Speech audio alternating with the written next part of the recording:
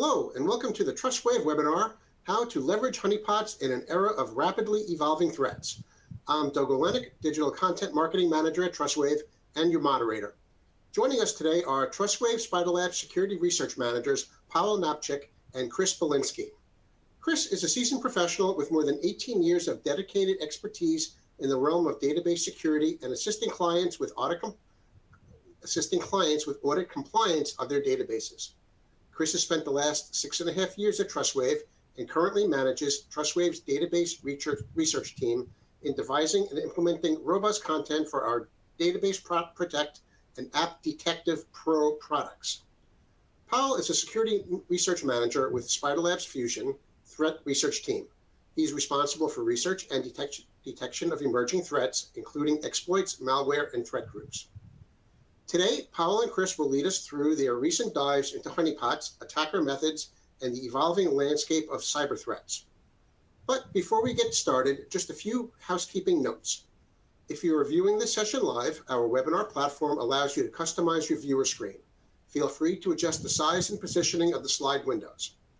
We do recommend that you use Chrome as the browser of choice. If you have any problems with the audio or the session delivery, I always recommend that you hit the refresh button. The system will hopefully recover and you won't have any further connectivity issues. After the presentation, we will have a question and answer period. If you have any questions, please don't be shy and place them in the area provided on your screen at any time during the webinar. We will answer by email any questions that we can't get to during the presentation today. And finally, today's presentation will be recorded and we will be sending a follow-up email to all attendees with a link to that recording. So with that all said, let's dive right in. Chris, the floor is yours. Thanks, Doug. All right, the topic for this webinar today is how to leverage honeypots in an era of rapidly evolving threats. Pawel and I are going to go through 3 scenarios this morning, so let's take a look at the agenda. Pawel is going to talk about attacks against enterprise application fronts, and then we will pivot to myself where I will be showing 2 scenarios. The first one is malware targeting Redis database servers, and then we'll finish off with Microsoft SQL Server database threat overview. And then once those 3 scenarios are done, we will have a brief Q&A section. So let's get started. First off, what is a honeypot? Honeypots are a concept borrowed from within the spy world, where romantic relationships were often used as personal, political, or financial gain. Honeypots are network-attached systems set up as a decoy to lure cyber attacks and detect, deflect, and study hacking attempts to gain unauthorized access to information systems. The function of a honeypot is to represent itself on the internet as a potential target for attackers and to gather information. And so now that we have a brief overview of honeypots, Pawel, take it away. Thank you, Chris, and hello, everyone. So I will talk about the enterprise application honeypot that we set up. I have to warn you that this presentation will be slightly technical, so if you are not expecting this kind of content, it will be there. So, well, we decided to evaluate the attack patterns on the enterprise applications that are fairly commonly used in the corporate networks. We also wanted to bait possibly high-profile attackers. So we took some measures to make our honeypots look as real as possible. We decided to design a custom a honeypot framework for our research, and we made it as a medium interaction one, so the attackers could execute some commands and go slightly further into the system, but without any interactive shell access. We decided to evaluate 5 different enterprise applications, and that is Fortra, Go Anywhere, the Microsoft Exchange, Fortinet Fortinac, Bitbucket, and F5 Big IP. We made sure that our honeypots appeared on Shodan, and they appeared as the legitimate looking applications for the attackers. We also picked 6 different countries where we located our sensors. So in each country, we have 5 flavors of our honeypots, as I mentioned before. So looking at all the results that we got from our research, the thing that was most significant there was the botnet traffic that we expect, that hit our sensors. So looking at it, almost 19% of the total recorded traffic was malicious. And malicious means that we were actually able to capture malicious comments or payloads that were delivered by the exploits. Another 25 of the traffic was classified as exploit scans. That's where we saw some benign scans or scans done by research organizations to test for vulnerabilities. Some of these requests might have also been malicious, but we were unable to capture the payloads associated with them. So we could only classify them as exploit scans. So from that 90% of the malicious traffic, almost 95% was caused by botnets. So even though we did not mean at first to research the botnets here, we decided to go further here and evaluate also the attack patterns done by botnets because of the volume of the traffic expected here. So the volume of the botnet traffic was relatively consistent across all the sensors, all the regions. And the main botnets that were attacking our honeypots were Mosey, Kinsing, and Mirai. Mirai, I mean various Mirai variants that were classified here. What they usually did was they tried to exploit one-step vulnerability to execute the wget or curl command. In some cases, it was slightly more complicated. For example, Kinsing, we will get into that later. And download the payload, which was a shell installer script or the final binary.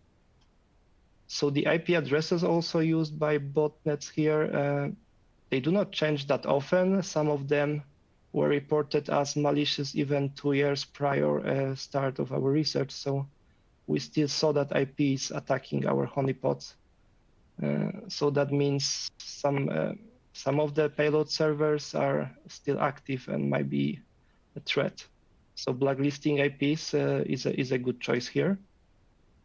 Let's look at the vulnerabilities that were exploited by the botnets. So here we see the vulnerabilities that were recorded on our honeypot sensors. We see the Mosey, Kinsing, and Mirai variants. As we see, Mosey and Mirai are mostly focused on the IoT devices, such as routers and some network appliances like IP cameras. And that's not a surprise, like these devices are the most popular and they are usually unpatched. Some of the vendors even prevent users from updating the software. They are just locking to the version that was shipped with, and it's not possible to update. So in such cases, it's very easy to get an unpatched device exploited by a botnet. In case of Kinsing, it's more interested in exploiting the web applications and web application frameworks such as Laravel, PHP Unit, or Think PHP. And we can take a look at the other exploit done by Kinsing, which was not captured by our honeypot, but in course of our research, we were able to confirm its presence and existence on the payload server. So as we see, the Kinsing mostly exploited web applications, and it targeted mostly the Linux systems. But here we see a WebLogic Oracle exploit that is targeting a Windows-based system. So in this XML snippet that would cause an execution on the vulnerable host, the Kinsync would execute PowerShell command downloading a PowerShell script. This script was meant to install XMRig miner. That is a common practice for Kinsync.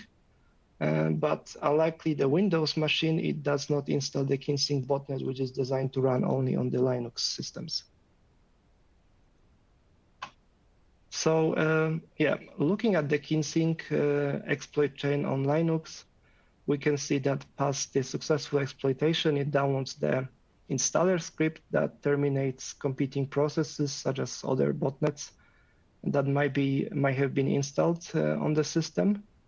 Disables some security solutions and also adds persistence via cron. After these steps are complete, it downloads the Kinsync rootkit binary, which can hide files and TCP ports. That is quite useful, hiding the main Kinsync botnet binary here, which allows the attacker to control the system. Upon successful installation, the botnet binary downloads the spreader script and XMRig miner designed to mine the cryptocurrencies. And the spreader script, of course, allows the botnet to move laterally into the other systems that might have been connected to the infected host. On the right, we can see the Kinsync C2 URLs that we were able to decrypt, as well as the communication from the server. So for both encryptions, both the config encryption and the server communication, Kinsync uses the RC4 cipher. And there are two keys, RC4 keys that can be used here. And we were able to successfully encrypt and decrypt the request and communicate with the C2 servers. So tracking the infrastructure of the Kinsync, we discover some interesting things. Besides having few payload servers in 3 different countries, we also saw that the C2 server, although they were also mostly located in Russia, we had one in Switzerland. So in case of kind of traffic getting blocked from the other Russian locations, Kinsync could still communicate through the Swiss host here. But nevertheless, they all led to the same Kinsync binary. And this Kinsync binary was leveraging only one payload server to download the XMRig miner that would run on the infected machine. So let's talk more about the enterprise application attacks. This is the primary target, primary objective of our honeypot research, and we did not see that much of these attacks, which is expected. Targeted attacks are usually done by dedicated post some dedicated research targeting certain organizations. We took some measures to disguise our honeypots as such. So in this case, we observe usually attackers trying to upload a web shell or a reverse shell. We don't know what might have been the next steps because our honeypot did not allow such interaction. So we're only able to capture the shells, but not the interactions done through the web shells by the attackers. It's also interesting how fast the attackers incorporate the proof of concept code that is posted. So in case of Fortinac, Fortinet's Fortinac CV, we saw active exploitation only 6 days after the release of the proof of concept code. So this is pretty fast, and they already were leveraging that exploit and use that to exploit one of our honeypots. In case of Atlassian Bitbucket, we saw only 2 of our honeypots targeted, so the threat actor was interested in those locations for some reason. We will also jump to discuss that. On the right, we can see example of the web shell, a Java web shell extracted from one of the payloads, and below we can see the reverse shell that was opening connection back to the attacker's host. So maybe a little more about the web shell. I'm sure most of you know what web shell is. A malicious script or program that allows the attacker to take the unauthorized access and control over the compromised host.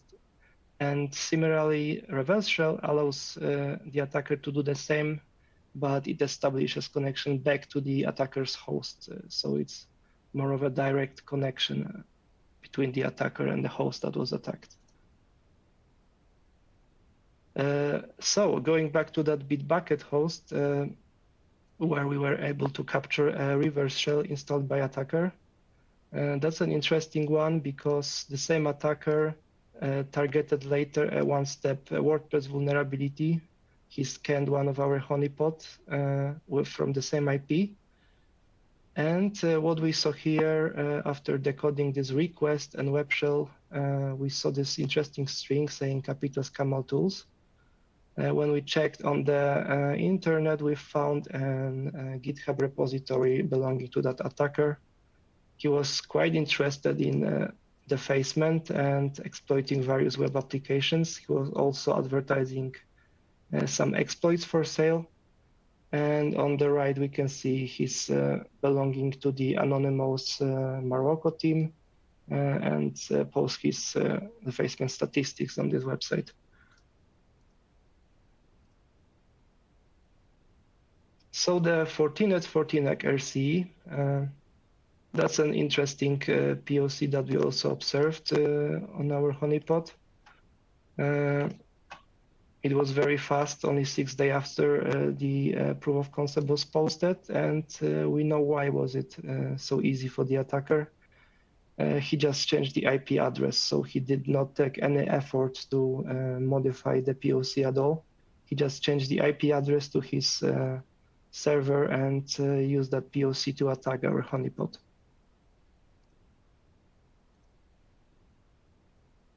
And the FortRago Anywhere MFT, that was quite interesting vulnerability. Some organizations were targeted by that one. Various ransomware groups also use it to exploit and take advantage of many organizations here. First, we saw some interesting scans coming from Vietnamese ISP. We did not see that ISP reported anywhere as being malicious nor associated with any activity. So these requests were meant to trigger a DNS lookup to the attacker-controlled domains.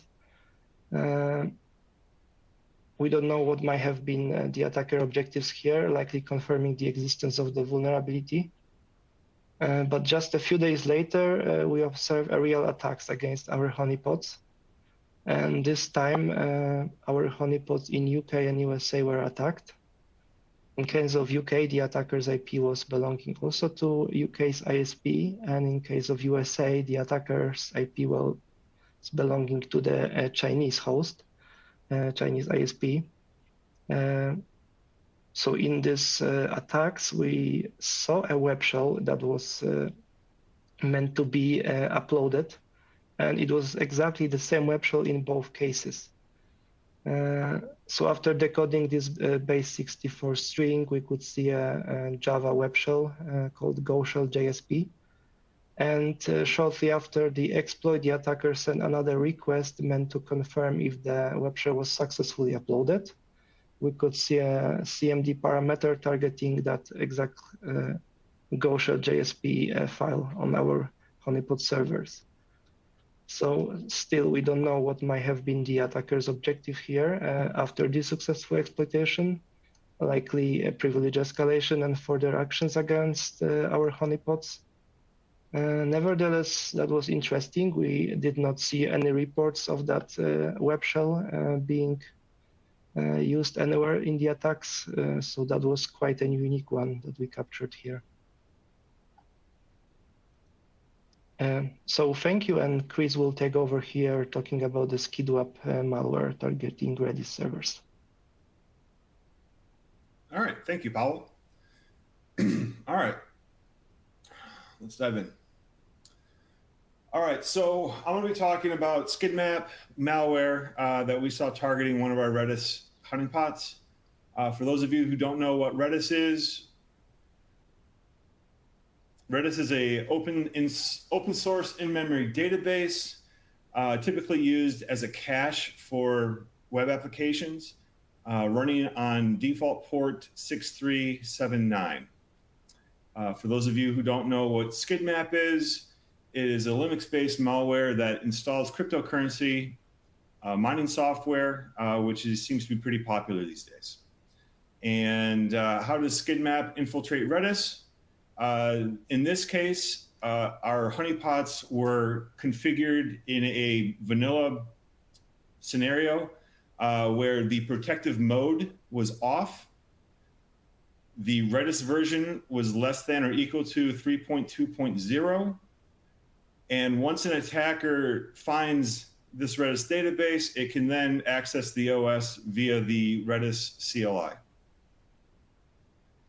So once the attacker breached our Redis database, he was able to set some cron items inside, basically passing base 64 strings running every 10 minutes. When these base 64 strings were decoded, we found that the attacker is trying to pull down a file named B as in Bravo, using either the curl command or the wget command. We found that the B file is a binary executable file, and that B file was trying to download another file named GIF. Its destination was the var lib directory, and through this whole file transport, he verified the MD5 sum, and once it was downloaded, he then created his own backdoor by altering the SSH authority keys and authority keys 2 files to be able to get inside at a later time, as well as disabling the SE Linux security policy. So he's setting up his attack environment at this point. Once he was able to pull those 2 files down, he persisted this Trojan inside of cron, once again by executing those 2 curl and wget commands every minute. And then he also created a reverse shell and ported that reverse shell to a pre-link cron job. And once that was substantiated, he modified the file permissions and then set that pre-linked file to immutable so that file can never be changed. Now this GIF file execution, it targets Linux distros, various Linux distros, I should say, Alibaba, OpenEuler, CentOS, Red Hat, and Rock, amongst others. And this GIF file then starts to download one of 3 encoded tar packages. We found gold, Euler, and stream variants of these tar packages. And these 3 tar packages are dependent upon what distribution our host server is. And we were able to decode these packages, which has a bunch of shell scripts in it and modifications to kernel modules. Here's an example of one, this one being a stream variant. You can see that he has a cleanup script here. He has an install shell. And then down here, which is important, in the bin file, he has the actual bot. Now this bot first downloads a bunch of rootkits, and through our analysis, we found that there were malformed UPX headers. Extraction of these binary files requires fixing these malformed UPX files, as this is a known obfuscation method used by cyber criminals to slow down the analysis process. The binary files contained a few stages of extraction to finally reach the bottom where we found 2 embedded kernel modules. And these kernel modules were the rootkits with different purposes. A little bit more on the rootkits. So we found that one of them was the MCPU info module. We seem to think that was used to hide the real system load by displaying common unsuspecting values. And then the other rootkit was the KMEM info module. And that we found was tasked with monitoring the network, and it also had the ability to drop and or modify network packets as they came through. The bot then downloaded the miner package, and when the miner execution happened, it happened in the temp.miner files, again verifying MD5 sum.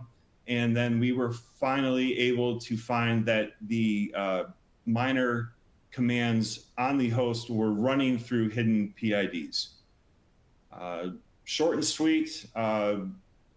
So that was the Redis scenario. And then I'll quickly go through the MS SQL Server database thread overview. So initially, we had a whole bunch of honeypots running. We had MySQL, we had SQL Server, we had Redis, we had Postgres, and a few others. All of our analysis that we collected, we found that over 93% of attacks of all of our honeypots were targeting MS SQL Server. They were gaining access to this MS SQL Server instance using the default system administration user account, SA, which we all know is not a good thing. Over 50 million login attempts were actually being used. And the most common application used by the attacker was through the OS SQL 32 application, where we found more than 3 billion login requests per day. Now, we broke down into the top 3 countries that these requests were coming from. This first column shows over 5 million connections coming from the UK.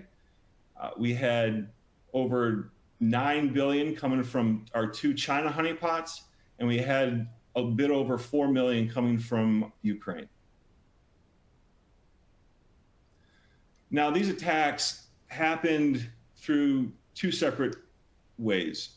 And those 2 ways are the common language runtime assembly and the object linking embedding automation, commonly known as OLE.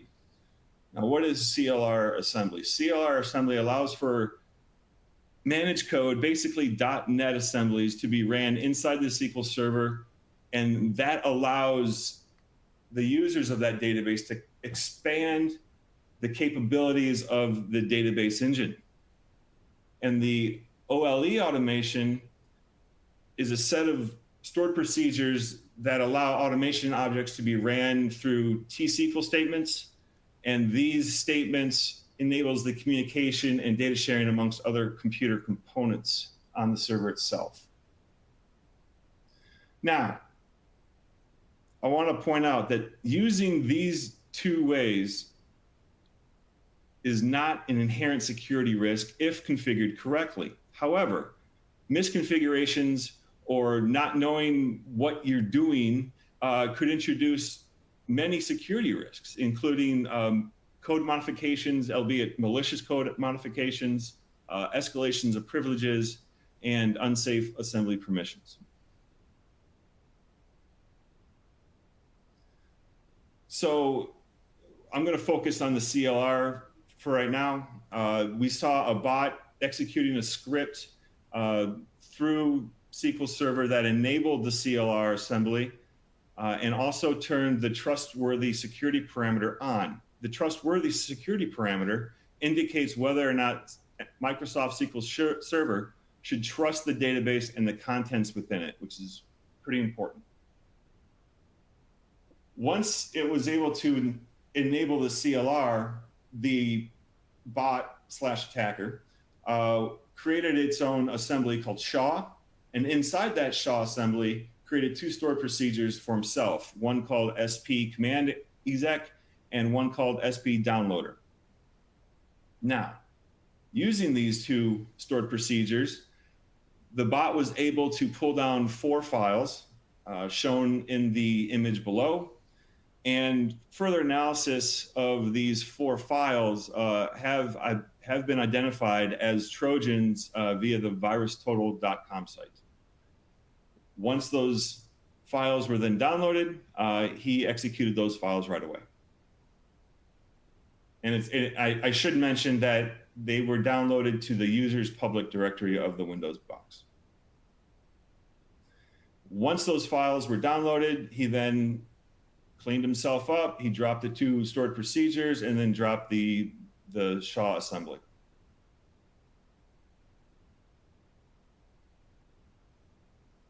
Now, transitioning over to the OLE automation, the bot then executed another script which enabled the command shell functionality from within SQL Server.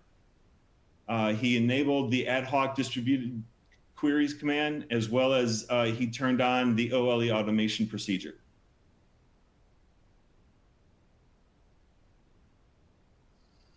And then using the system stored procedures regwrite and regdelete key, the bot then went into the Windows registry and started to disable the auto run for the command prompt command. The auto run option has the ability to execute or not execute specific commands when you execute the command prompt within Windows box. He then proceeded to modify and delete some image file execution options for certain commands, a few of them being FTP, the command prompt itself, net1, and WS script. These image file execution options allow for tuning settings to be enabled, such as debugging and the use of compatibility. And it's typically a step used by attackers to cover up what they are doing. Once his environment was set up, he then created a new class identifier for a few COM objects, Microsoft Jet 4.0 OLE DB provider, Microsoft Script Control, JavaScript, and the Microsoft XML HTTP object. All right. The bot then just wanted to, he then created a INF file. In this case, because this is family friendly webinar, we will call it the freaking goth in INF file. The INF file is basically a text file in a driver package that contains all the information that the device installation components use to install a driver package on the device.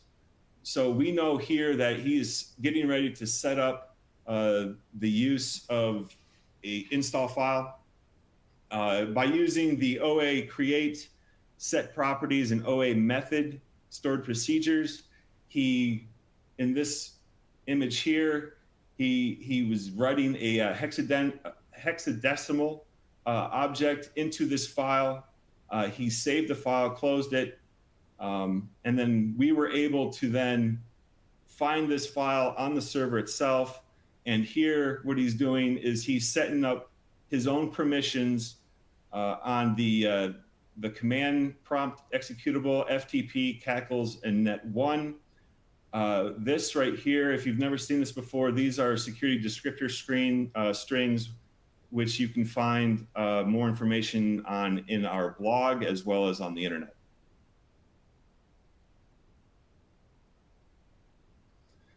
He then used the ADODB stream object to create multiple executable files.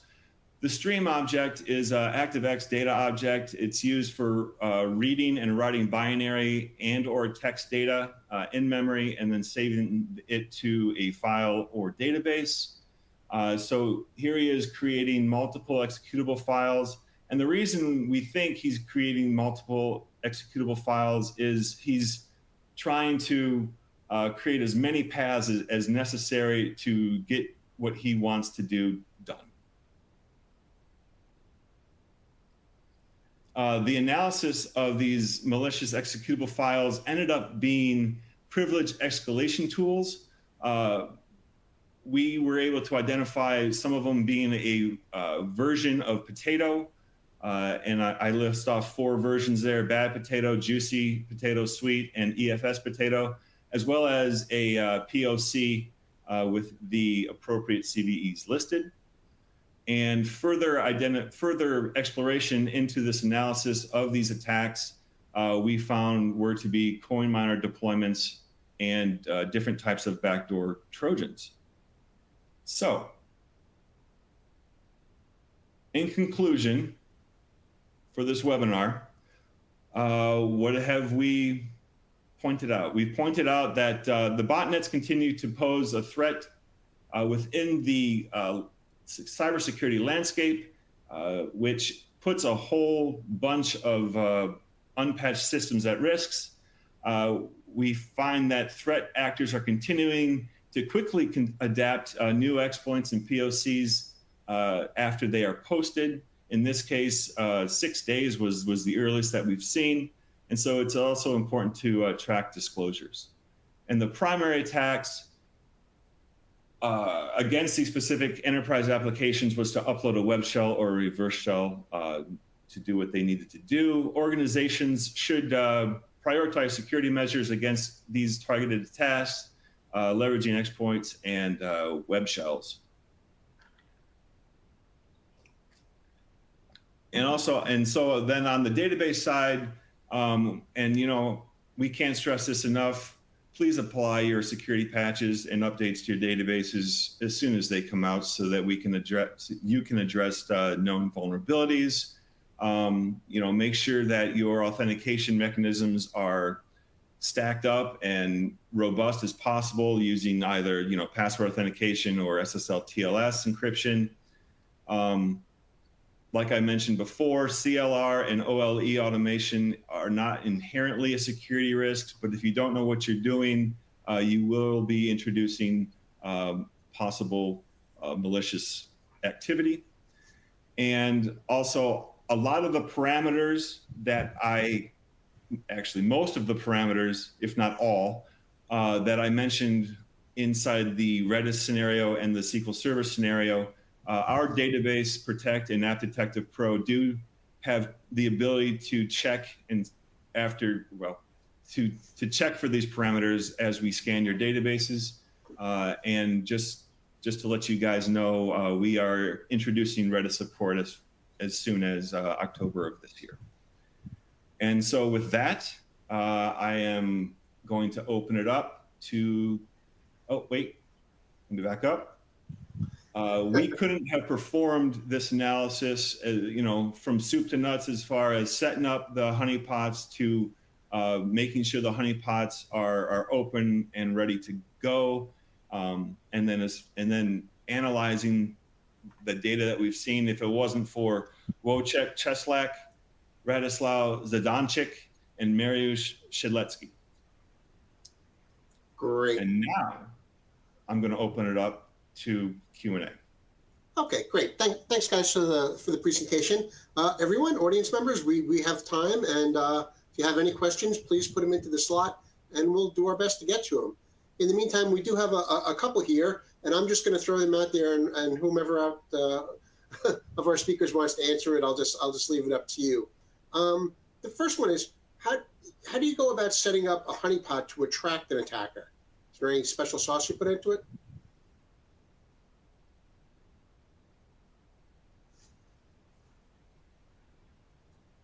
Yeah, Radek, are you online? Yeah, so that was a matter of time, to be honest. We let honeypots to be discovered by scanners such as Shodan and similar Zumai. So once listed on such portals, the attackers are way much active after that. So the time from activate such honeypot to get to this shutdown is roughly 1 week. After that time,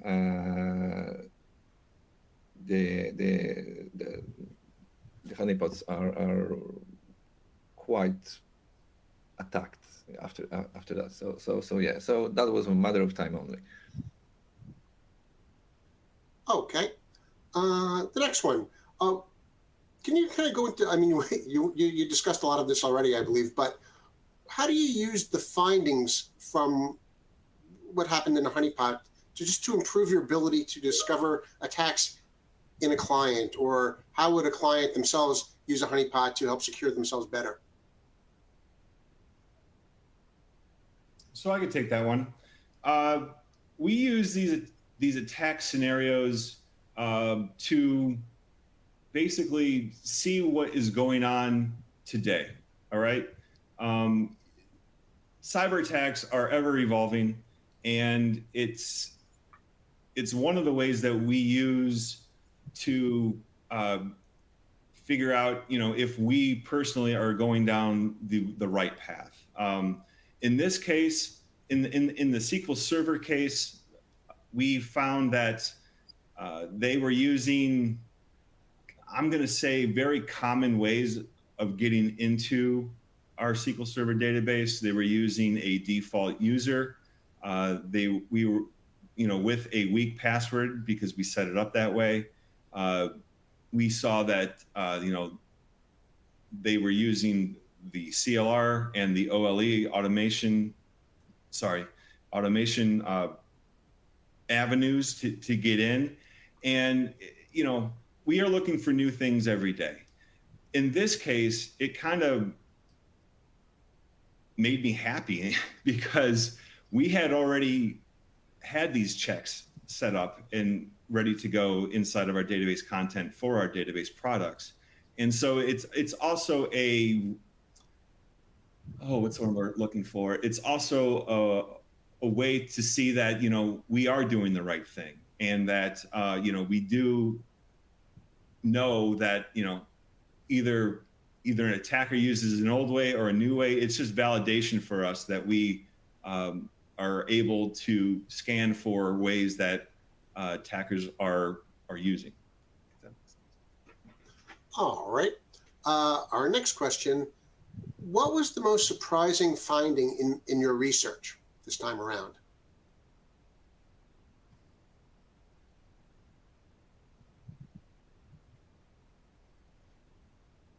Oh, go ahead, Paul. Yeah, so for us, I would say this threat actor belonging to the anonymous Morocco group, the Capitan Tamas, actually, that was an interesting attack because first we saw this reverse shell that was tried to be deployed using the Bitbucket exploit. And then we saw the same attacker just sending a blind scan against a WordPress vulnerability. So if we saw the WordPress vulnerability and if we would go to the GitHub repository, look at the attacker tools, we would not even guess that this attacker might have been exploiting also Bitbucket with the reverse shells.